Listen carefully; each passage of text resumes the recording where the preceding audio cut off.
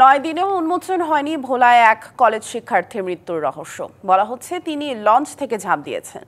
ঘটনাটি পরিকল্পিত হত্যা নাকি আত্মহনন, এমন প্রশ্নে এলাকায় চলছে আলোচনা। প্রকৃত ঘটনা উদ্ঘাটনের দাবিতে এলাকায় বিক্ষোভ, মশাল মিছিল, মানববন্ধন ও রাস্তা অবরোধ করে আন্দোলনে নেমেছে ওই শিক্ষার্থীর সহপাঠী, স্বজন ও স্থানীয়রা। জুলাই-আগস্ট থেকে রাজপথে নানা আন্দোলনে সরব ছিলেন ভোলা সরকারি কলেজের প্রাণিবিদ্যা বিভাগের ৩য় বর্ষের শিক্ষার্থী সুকর্ণা আক্তার ইশপিতা। কলেজে ছাত্রদলের সাথে যুক্ত ছিলেন, পড়াতেন প্রাইভেট। স্বপ্ন ছিল লেখাপড়া শেষ করে দরিদ্র বাবা মার সংসারের হাল ধরবেন।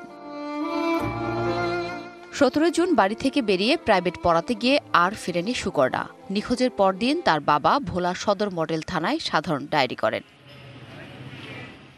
এদিকে ভোলার ইলিশা থেকে ঢাকাগামী কর্ণফুলী 4 লঞ্চের 3য় তলা থেকে নদীতে পড়ে এক নারী নিখোঁজ হন। 20 জুন লক্ষ্মীপুরের মেঘনা নদী থেকে অজ্ঞাত পরিচয়ের নারীর মরদেহ উদ্ধারের পর বেয়ারিশ হিসেবে দাফন করা হয়। পরে সুকর্ণার পোশাক দেখে মেয়ের মরদেহ শনাক্ত করে বাবা মা। প্রাইভেট পড়ার উদ্দেশ্যে ঘর থেকে বের হয়েছে, তারপরে কি হয়েছে বা কেন ও লঞ্চ থেকে ঝাঁপ দিয়েছে আমি এই সম্বন্ধে আমার কিচ্ছু জানি না। যদি এই হত্যার সাথে কেউ জড়িত থাকে, আমি অবশ্যই বাবা হিসাবে তার বিচার চাই। এমন মৃত্যু মেনে নিতে পারছে না তার সহপাঠীরা।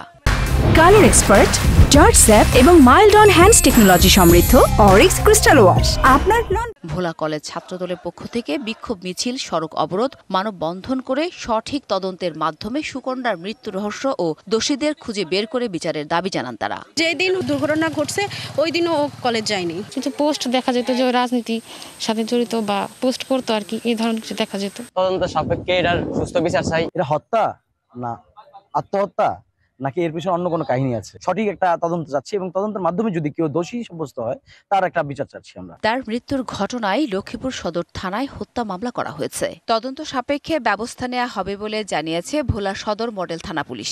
মধু চৌধুরী নৌ পুলিশ ফাঁড়ি এই মামলাটি তদন্ত করতেছে। তাদের তদন্তে আমাদের যতটুকু সহায়তা করা প্রয়োজন আমরা তাদেরকে সহায়তা করব এবং প্রক্রিয়া অব্যাহত আছে। সুকর্ণার মৃত্যুর সত্য উদ্ঘাটন ও ন্যায় বিচার চায় তার পরিবার ও সহপাঠীরা।